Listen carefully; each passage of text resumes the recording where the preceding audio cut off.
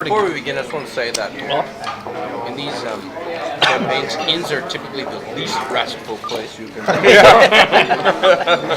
Yep. Where do you guys want to rest? In an inn? Hell no. How about we go out to a shack? I would rather rest in that dungeon over there. Yeah. Rest out in the open, then when the random encounter comes, we can pick it off from afar. See it coming. In fairness, the inns, most inns, nothing happens on, and those are all off screen. Yeah. As soon as an inn has a layout, you know there's a problem. Yeah.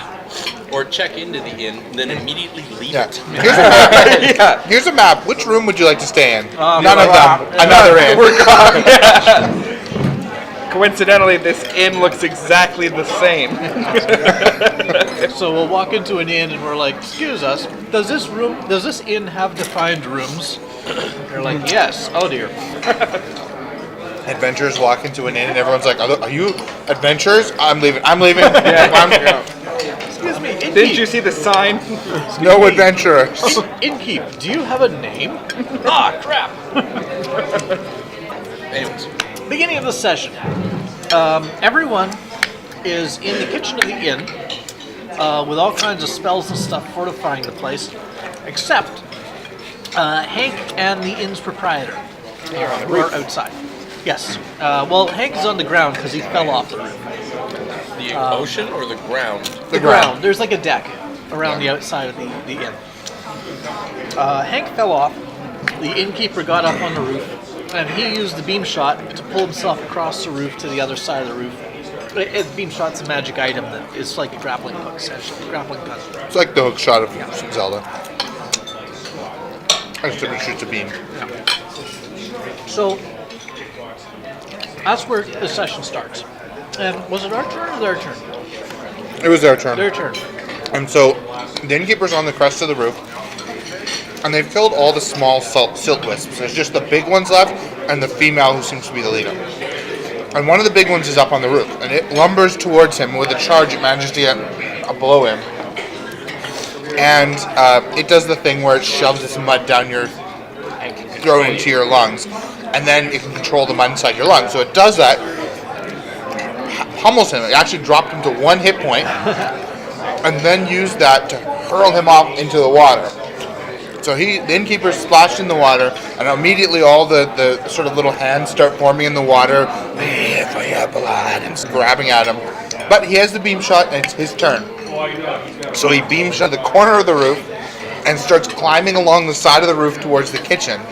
And while Cricket and I think at least Cricket is coaxing him using bard spells, like, "Come on, you can keep going, as it gives him enough movement. Cricket blew all of her move allies around abilities to pull this guy. And then she stood there to catch him because he's so wounded. And so he tries to fall onto her. She tries to catch him. Critically fails. So I don't know if it was critical fail, but fails. Yeah. And he falls onto her. Does 10 points of damage. 10 points of damage to her, but he's fine. Yeah. And then gets into the This kitchen. is like the story of Cricket's life. She's done this a lot, catching people that are falling and getting squashed in the process. But she doesn't complain.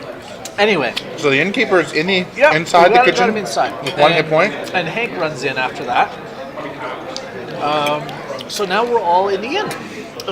We're all in the kitchen. Aurora heals him, so he's almost back at full health because he doesn't have a lot. Yeah. And we set about readying various actions because there's no monsters like right at the doors, but we know they're coming. So we're all lined up on the doors with all sorts of actions ready to go off as soon as the monsters appear. So one tries coming in the back door, the same place the innkeeper came in, and the moment it appears in the doorframe, like 8 different attacks all go off. And it gets like hammered, you know. It was like at full hit points when it showed up. Pretty much, yeah. And then we blew it down past bloody. And then the final attack was Cricket's, and she pushed it 5 squares away.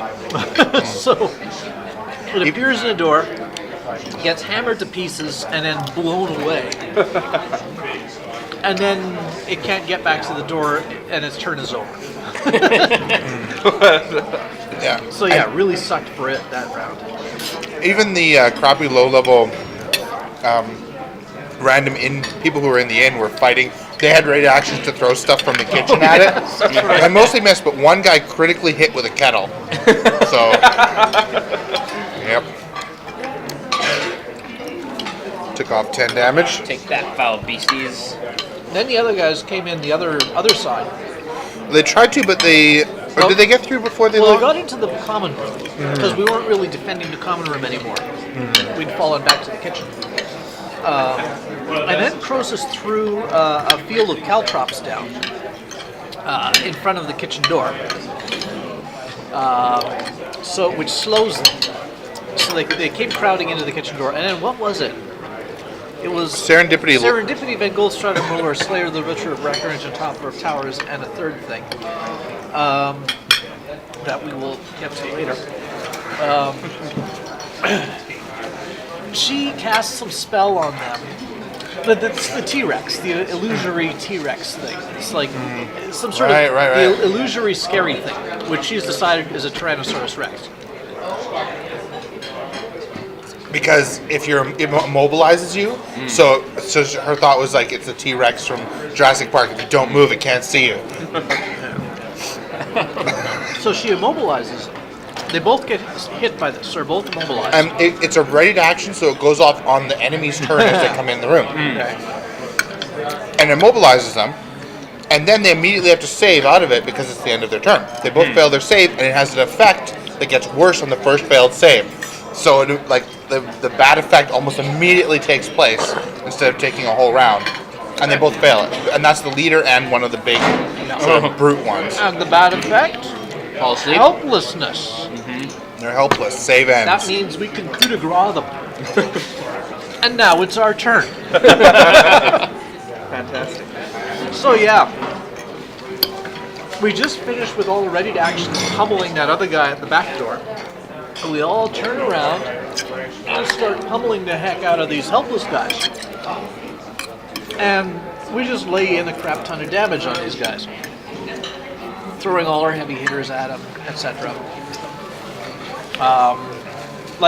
We kept, since every coup de grace is a critical hit, we kept rolling on the critical hit location table, and we kept hitting their legs. We were like, one of them we almost chopped the leg off. We didn't quite. I can't remember why we didn't on that one. But. So yeah, we piled a ton of damage. And that worked really well. But we didn't finish them off. I thought you killed the big brute one. Did we kill the brute? Maybe we did. Either that or it was really close. Yeah. No, Serendipity spent an action point to kill him. Spent an action point to use her fireball to hit him. And it was kind of pointless because the auto damage from her fireball from starting your turn next to the fireball would have killed him anyway. Yeah. But she didn't know that. Cricket wound up using her shadow step assassin thing to teleport out to the other side of one of those guys and stab him in the back. That was kind of cool. And then it was their turn. I don't know if he saved out or not. It didn't really matter. That's right. The big brute didn't save out, so that's why he had another turn of coup de grace on him. But the leader did save out. Right. And then the big brute just died right away. Yeah. But even though the leader had saved out, she was still kind of pinned down because she was slowed and all kinds of stuff like that. And badly hurt. She was bloody. So we killed her the next round. Hank came out and hit her with various barbarian massive damage type things. And down she went. But unlike the other ones, when they died, the water the water and silt slushed off, leaving like a kind of a gooby skeleton that then would just fall into a blob of mud. That happened to her, except her blob of mud kind of hovered in the air for a minute and it said, "Your blood is still mine," and then went through the floorboards and oozed down through the floorboards. So clearly one of these things where the monster's going to come back someday and So we start investigating. What was this deal? What is the deal with silt monsters? So they're in the kitchen with all the random survivors, or a lot of them. They check around the rest of the inn, and there'll be some survivors there, but there's a lot of dead bodies too. There's about 10 dead people in the inn, just laying there looking like they were drowned. And Grossus starts asking, what's this deal? What's going on here? You need to tell us the truth, to the innkeeper. And he kind of whispers in Gross's ear, or maybe no, it's Aurora who gets to whisper in her ear, and says, look, can we just talk about this in another room? Like, let's go to a room and talk about this. This is what he's saying. Yeah. And they say, no, you need to talk about this right here, right now. And he whispers in their ear, if I talk about it right here, the crowd is going to kill me. Let's go to another room. So, I can't remember did we actually go to another room? yes, Okay. you did. You acquiesced to his desire to go to another room because he was scared that if he told you the truth, the mob would kill him. As they should. So we go and we talk with them, and we eventually get the full story of it. What happened was, it was like, 6 years ago?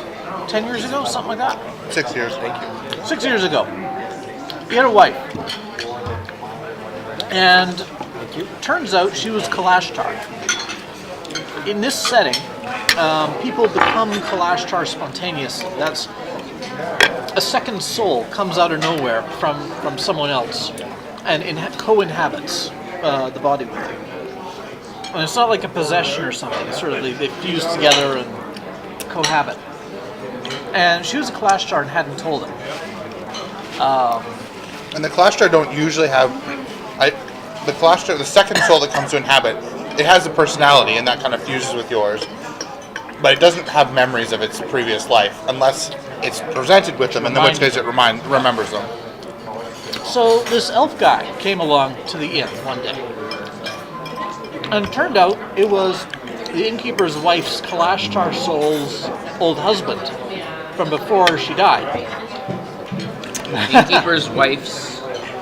So when a Kalashtar are formed when they hit their 21st birthday, they have a 1 in 100 chance of their soul leaves their body. Right. Their body becomes an undead husk that attacks everyone, and their soul lives in some other random body somewhere. So there was this elf woman who this happened to, and that elf woman, her soul was in the Miremaid, and her old elf husband, came to the inn. And that reminded her, she remembered her past life. And so the innkeeper found out about this and was very distraught because it was like his wife was cheating on him. Well, they had a romantic interlude, and he found out and kicked the elf out and said, "Don't ever come back here." Yeah. I guess it was cheating. She's my wife. But anyway. Yeah. So kicked the elf out, told him go away. And he did. And then sometime later, he snuck back, and the innkeeper discovered him and his wife together in bed. A crocodile lady. Yeah. Well, he discovered them in a state of undress. Well, first he just said that he found them together in a state of undress. Yeah, and we pressed for more details. Yeah, as Perverts. Tell us more about what was going on. Actually, maybe we should just leave it there until we describe what would happen when he found out the rest of it. They were in a state of undress, and he lost it. He lost it. He killed them both. And then he buried their remains under the inn. And then every year after that... How did he think that was a good idea? I don't know. Yeah, it's like, this is classic horror movie stuff here, you idiot. What are you doing? Did he ever say, "I'll be right back"? So every year after that, this apparition would come to take his blood, and he would instead offer up one of the inn's patrons. Well, he would beg for mercy. And she would say, "Okay, I'll take someone else." Right. And then so that happened. Then the second year, though, they needed 2 people's blood. Yeah, and two apparitions showed up, and so they did kill 2 people, and he buried them under the inn as well. Yeah, I know. What an idiot! He totally deserved everything that was going on. He's a moron. And then the next year 4, and next year 6 or 8, Yeah. Oh, it might not have been etc. perfect because if they killed them, it might Yeah. reduce by one. But Yeah. anyway, and so he was really concerned this year because it was 32, and he didn't know. You didn't know if you had But enough. actually, at one point, he was like, "I was so happy when I saw you guys because I knew there'd be enough. I mean, you could help me." Wow. And he was like, "I don't know what I was going to do next year." So we're deciding whether we should turn them over to the mob to get killed or just kill them ourselves. Croesus Croesus tried to figure out what the justice was out here, but there's no like government. It's just random inns. Yeah. So he figured frontier justice was appropriate. So he was like, we should turn them over to the mob. They'll kill him, and that will be justice served. Yeah.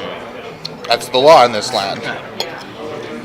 But we also decide we need to investigate this apparition thing and go check the buried bodies and all that sort of stuff under the inn. Because otherwise, next year it's going to happen again, etc. So, Actually, he was all for trying to convince him to be like, just leave it and come back. It'll be fine. And he kind of let stuff that he knew now that because they killed all the wisps except for her, it would start over again with just needing one. Yeah. So he's like, whatever. I can do this for another 5 years. 5 years and. Oh my god. yeah. So we passed water breathing on ourselves, and we brought the innkeeper down with us, and he was like, no way am I going down there. So we tie him up, and we had to try and figure out how we tied up a mire man. Yes, thank you very much. They tied him to Hank. Yeah. So Right. in Soviet Russia, dog have leash for you. Dog have you on leash. That would have been better. So we went down to investigate, and we did some digging, and we dug up the skeletal remains of the elf and his wife, and they were glowing blue and red. The wife was glowing blue, and the elf was glowing red. Yeah, and even before they got there was a kind of a red glow that someone had said, maybe we should just put him in here, throw him to them, and the red glow is, yes, his blood is mine. Bring him to me and I will destroy him. So we figure something's up, And it comes out, and That's not normal. we pressed the innkeeper for further details. and he finds out that they were in a state of undress, but it wasn't so much they were doing some kind of weird ritual thing that he thought was really creepy, and that just set him off even more. Yeah, so they're doing a weird ritual, so he murders them and buries their bodies. Of course, that's going to work out great for him. Serendipity does some arcanaing around, Thanks very much.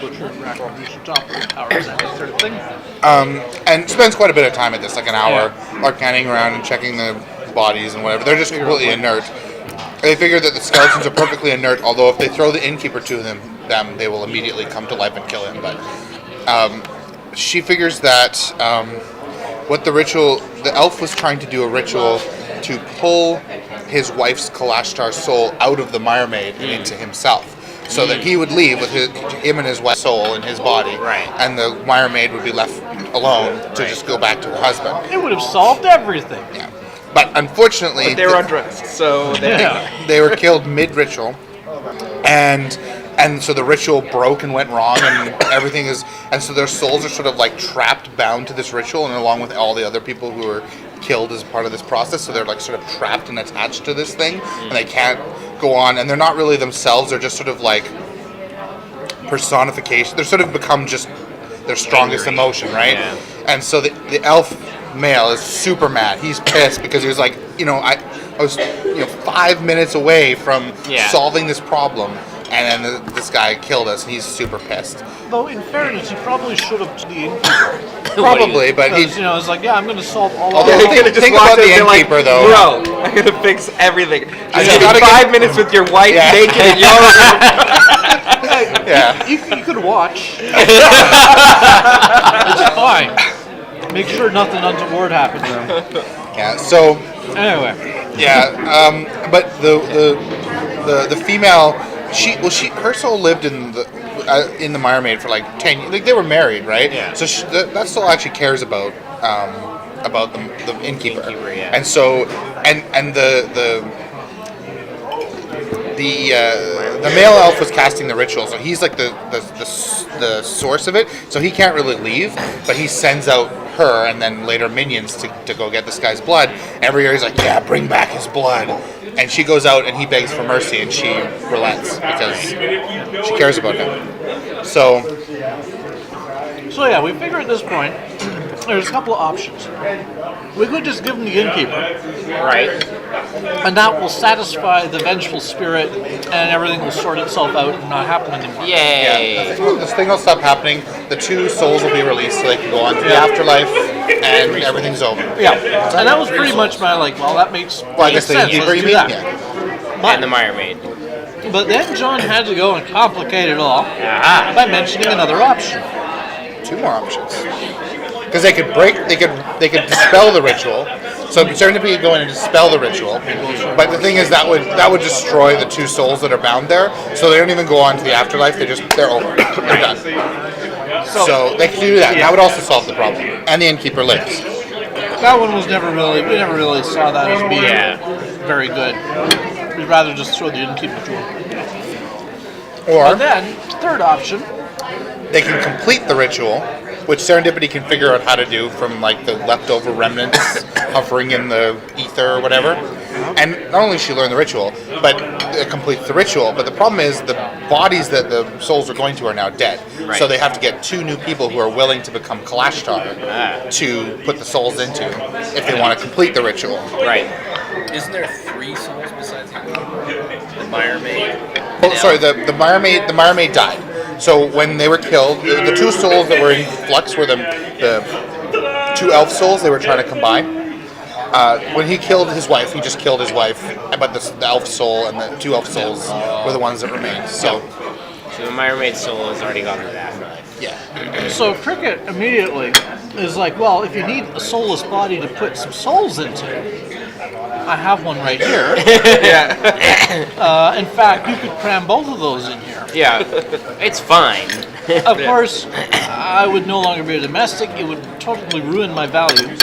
So you're basically sacrificing an incredibly expensive asset Right. for that.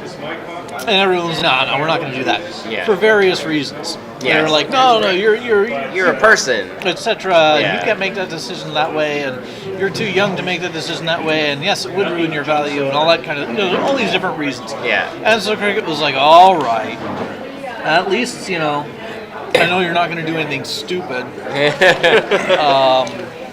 And Croesus is like, well, I'll take one. It's just a dream.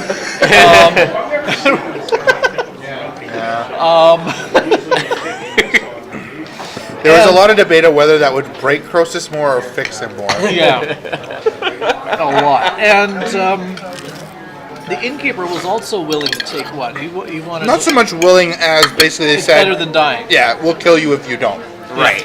And he's like, all right, I'm willing. Choice. Yeah. That makes me count as a willing participant. Can I have the nice one, he asked? Because As it turns out, Because the male, we were calling them the blue and the red. The red one hates him so much. Yeah. well, And the blue one was married to him for a while. but no, nothing works out for this innkeeper. After we'd finished the session essentially. It was like 10 o'clock, and this question was before us. Yes. And John wanted us to sort out the question before we broke. Well, and also, I wanted to keep the pressure on because it was sort of like, you're in the spur of the moment. They have to decide tonight because, they figured if they kill the innkeeper not tonight, then the undead are just going to disperse to the wind because the problem won't be ever solved and they won't know what the they'll curse search will for. never end, and etc. etc. It'll be bad. And so they do have to solve it this. tonight. So I really wanted to keep the pressure on of like, what do we do? What do we do? We don't have time to think about it, and we have to make a choice. And I don't know if it's a good choice or not. We got to decide, right? Yeah. So endless debate. Everyone's arguing back and forth about, will this kill people? Should we kill people? What's the right thing to do? And Hank just takes his hammer and whacks the innkeeper, and and took him down to 1 hit point. He rolled, was it slightly above average or below average? Whatever. Damage? It was About average. average with his hammer. So it was like 50-50 chance he'd kill the innkeeper. Wham! Down to 1 hit point. Well, I guess that easy out didn't just happen.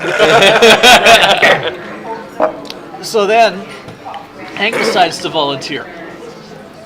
Now, I'm not sure if you remember in Hank's backstory, one of his brothers, or his only brother. Does he have I other think it's his only brother, His only but- brother. Was it Clashtar? No, actually, he went husked. His soul left his body when he was Right. 21. So his brother brother's out there somewhere as a Kalashtar. Right. And he's always kind of missed his brother and wanted to see him again and stuff like that. Odds are low because it's somewhere in the world. Right. And he doesn't remember it. So he has some personal connection to this whole Kalashtar thing. Yeah. And has decided that he wants to be a Kalashtar. And that will bring him closer to his brother in spirit, if not in person. Right. And so he decides and he becomes firm in his decision. And he wants the nice one because he's tired of being angry all the time. Right. So the innkeeper winds up being paired up with the soul of the guy that really wants to kill him. And Hank winds up with the soul of both the wife of the innkeeper and the wife of the soul that's going into the innkeeper. Yeah, the elf girl. Yeah, so he's the innkeeper's double wife, once removed. And the innkeeper is the guy that wants to kill the innkeeper. But the innkeeper is really good at self-preservation, Yeah. so I actually think this could work out for them. I think that it's like one of those original Odd Couple situations. Forcing them to live together, they'll learn each other's foibles and learn to tolerate. so they do the ritual. Yeah. They spend an hour, they complete the ritual, and it is done. Well, And that's where we left the session. Yep. Now, well, the thing about Serendipity by Goldstar Morris, Slayer, the Butcher of Records, Chopper of Towers, is now And third. she has learned this ritual, Right. which is like of earth-shaking importance because the Kalashtar situation is one of the great tragedies and mysteries of the world. Well, that did actually enter into the decision Yeah. making because that was one of the big things. She's like, if I can learn this ritual, then I could solve the Kalashtar problem. To some degree, at least there's a step towards solving it. I mean, for example, if your kid husks at 21, you just keep the husk contained. You seek out the Kalashtar soul and put it back. I mean, that's way more advanced than the simple ritual but it's like it's a step in that direction, right? And learning that ritual is totally worth the third You have to addition start to a her name. Kalashtar registry to be able to find the lost souls. So what is the third name? Don't know then? yet. I suggested Swapper of Souls, but she declined that one. She'll come up with something. So yeah. So now Healer of broken Hank's spirits. got a hitchhiker. Yeah. And I made it really clear in the session, like if you want to take this on, whoever takes it on, Yeah. it's a major character change, right? Your whole Yeah. character is merging with another character. So we'll see what happens. Yeah. It was weird. So mad. And it's so weird because like last session they really wanted to kill that innkeeper, especially Yeah. Hank. Yeah. But now Hank is bonded with someone who really cares about the innkeeper and doesn't want to kill him. Like Hank nearly killed the innkeeper. But he's only bonded with the person who lived with the innkeeper's wife for a short amount of time. Yeah, but about But 10 years. The So innkeeper also has She was the actually- also has the elf soul in, Yeah. Which is that soul's- the husband from a previous life. and the blue soul knows that the red soul Yeah. is in the innkeeper. yeah, it's true. So like both souls double- in the innkeeper that Yeah. Hank's second soul has been in love with. Yeah. So yeah. So not very likely that Hank will be killing the innkeeper. I think, but now the problem becomes, how do we save the innkeeper? Because Croesus really wants to turn him over to Right, because that's just the mob. We're going to have to somehow talk Croesus out of that if we want to save the innkeeper. And it's real easy talking Croesus out of things. Well, you can try to convince him that justice has already been done because he has the soul of someone who hates him. It's like a parole officer. Maybe it's just a dream, so it doesn't really matter. Like they didn't I really don't commit the crime. I don't think we want to convince Croesus that justice doesn't really matter. You're right. I think there would be very bad. I think you want to go with justice has already been done. Yeah. Right? He is serving time. Something like that. That might be a good angle to go with. We might be able to talk that up. There was a lot of debating because, Yeah. some people just thought they should kill him, but they didn't want to kill him in cold blood. Although they just spent a bunch of time saving him. If he hadn't had the beam shot, he would have died in the water earlier Yeah. in the fight. I spent an action point saving him. Yeah. And so they didn't want to just kill him, but at the same time, that seemed like the best outcome. But ultimately, we didn't. Now, he is still kind of a mass murderer, so there's that we'll have to sort out with. But it's going to be complicated. As he said, I never wanted to kill anyone. I never wanted anyone to get hurt. I lost my temper with those two, but then they just kept coming to the inn, and I didn't kill anyone. They did it, not me. Yeah. All excuses. He was really good at defending himself. So anyway, next session is going to be as complicated as this one at the beginning, trying to figure out, what we should do about all this nonsense. I'm meeting the new Hank. Yeah. Yep. We'll have the new Hank. We'll have this innkeeper / homicidal elf ghost that we may need to save the life of.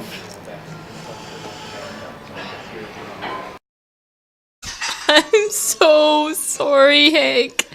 I'm so sorry. You volunteered for this, but I'm just so sorry. Millions of people are gonna thank you for this, though. Now to clash our loss of soul problem, there's a possibility that we can undo that. That it can be fixed. And generations in the future won't have to suffer like your brother did. But I'm so sorry. I'm so sorry. As the dreamer, I find it increasingly my responsibility to take responsibility for the dream, and especially for the friends that I've dreamed, because they're really all I have left. And I try to explain the way the world is to them. I try to take responsibility for them and protect them, but they're insane. And the dream is crazy. And now Hank has an elf in his head. And I tried to explain the law to everybody and how it works, and to come up with a nice, clear, simple explanation and solution where we hand the criminal over to justice, and then the mob kills him, because that's what justice means here. And then it turns out that would have solved the problem. The souls would have gone on to the afterlife, and nobody would have an elf in his head. Now, the innkeeper has the soul of a man who hates him inside of his head, and he's going to be tortured for the rest of his short, abject life. And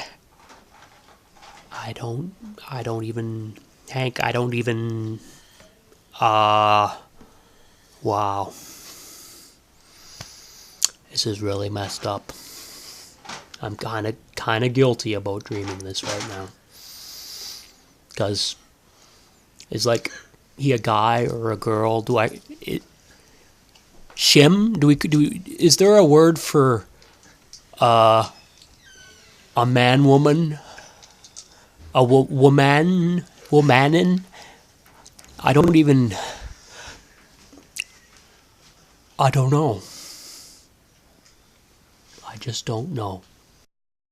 I have to admit that I'm baffled by what's just happened.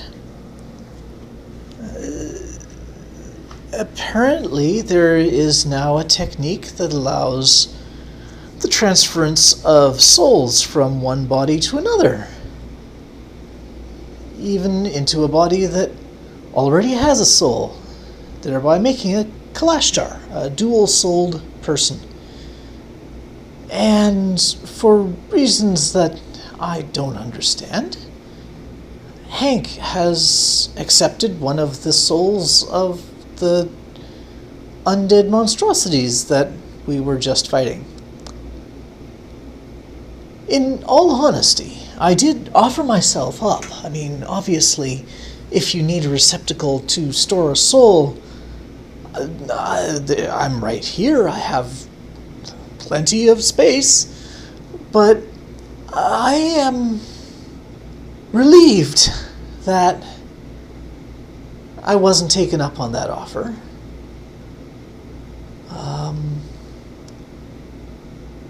Because that would have been extremely confusing.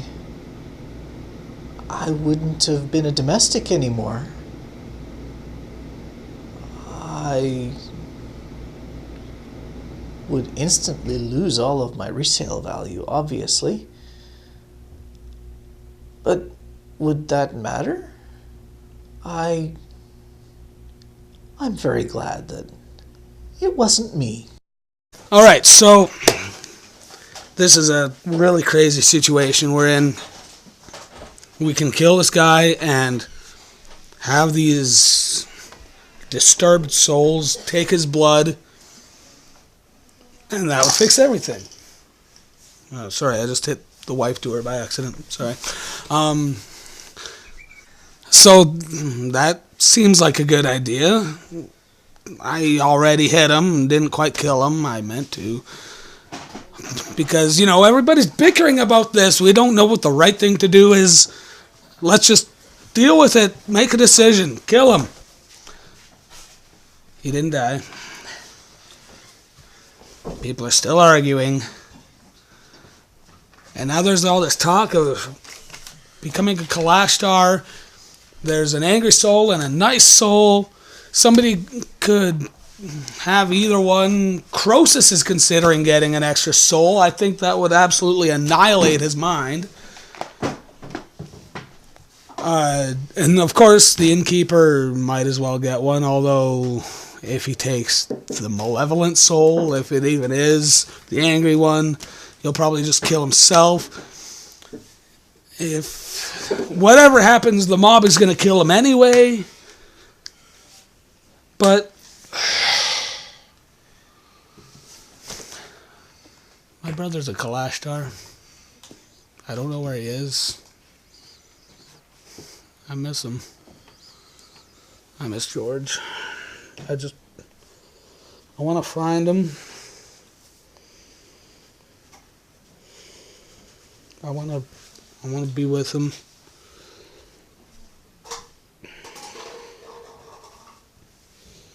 Maybe I should become a Kalashtar.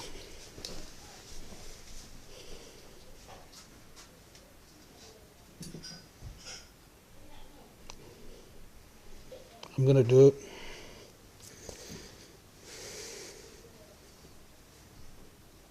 I'm gonna do it.